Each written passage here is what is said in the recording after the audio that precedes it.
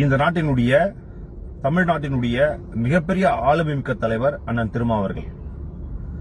அவர் ஒரு கண்டன ஆர்ப்பாட்டத்தை முடித்துவிட்டு போகும்பொழுது ராஜீவ்காந்தி என்று சொல்லக்கூடிய வழக்கறிஞர் திருமா அண்ணன் அவருடைய வாகனத்தை இடித்து விட்டதாக ஒரு பொய்யான ஒரு தகவலை பரப்பி தமிழ்நாட்டில் மிகப்பெரிய ஒரு சர்ச்சையை உருவாக்கி இருக்கிறார்.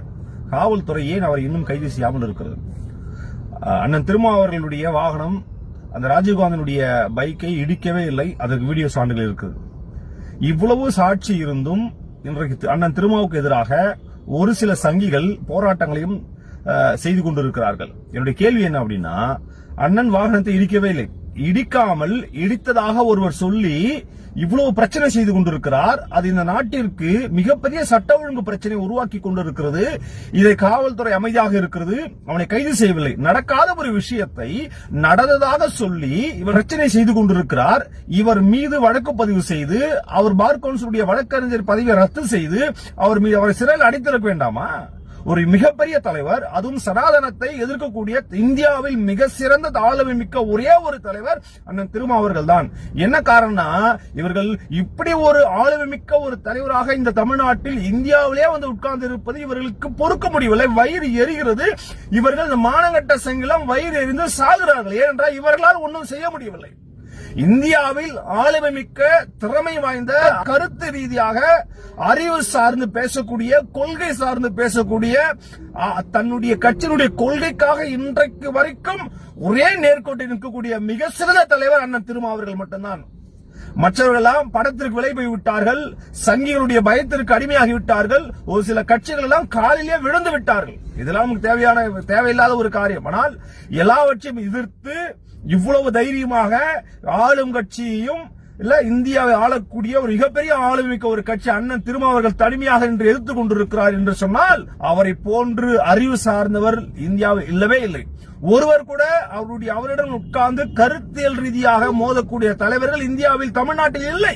அதனால்தான் இவர்களுக்கு மிக கோபம், பெரிய எரிச்சல். சங்கிகளுக்கு அவ்வளவு எரிச்சல். அப்படி எரிச்சல் இருந்தால் இந்த மானங்கட்ட சங்கிகள் எல்லாம் போய் தூக்கு மாட்டு சாவுங்கள்.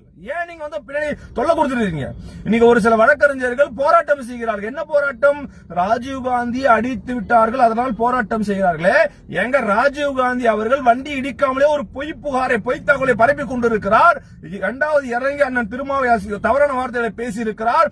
ஒரு தலைவர், ஒரு நாடாளுமன்ற உறுப்பினர், ஒரு கட்சியினுடைய தலைவர், அவர் இப்படி செய்து கொண்டிருக்கிறாரே, அதை இந்த அரசாங்கம் கேட்டு அவர் மீது வழக்கு பதிவு செய்து அவரை சிறையில் அடைத்திருக்க வேண்டும். அப்ப பொய் தகவலுக்காக பொய்யாக இவர்கள் என்ன செய்து கொண்டிருக்கிறார்கள்? போராட்டம் செய்து கொண்டிருக்கிறார்கள். வாகனம் இடிக்கவே இல்லை, அப்ப இடித்ததாக இவர்கள் இப்படி செய்து கொண்டிருக்கிறார்களே, இது எவ்வளவு பெரிய முட்டாள்தனமான தப்பான விஷயம்.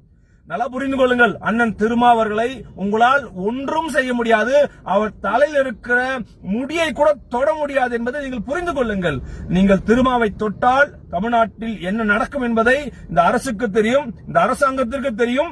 அதை நீங்கள் புரிந்து அறிந்து கொள்ளுங்கள். அண்ணன் திருமாவுக்கு நாங்கள் முழு ஆதரவை கொடுப்போம். நிச்சயமாக அண்ணன் திருமாவை தொடவே முடியாது. ஒரு சில சங்கிகள் சொல்கிறார்கள் அவரை கைது செய்ய வேண்டும். முடிந்தால் நீங்கள் கைது செய்து பாருங்கள், தமிழ்நாடு என்ன ஆகும் என்பதை பிறகுதான் தெரியும். அவரை தொட முடியாது, தொடவும் முடியாது என்றால் அவர் மிக சிறந்த ஆளுமையை உட்கார்ந்து கொண்டிருக்கிறார். அதனால் அதை விட்டுவிட்டு ராஜீவ்காந்தி மீது வழக்கு பதிவு செய்ய வேண்டும், அவரை சிறையில் அடைக்க வேண்டும் என்பது வழக்கறிஞராக என்னுடைய சார்பாக, கிறிஸ்தவ இயக்கத்தின் சார்பாக நான் இதை கேட்டுக்கொள்கிறேன். நன்றி.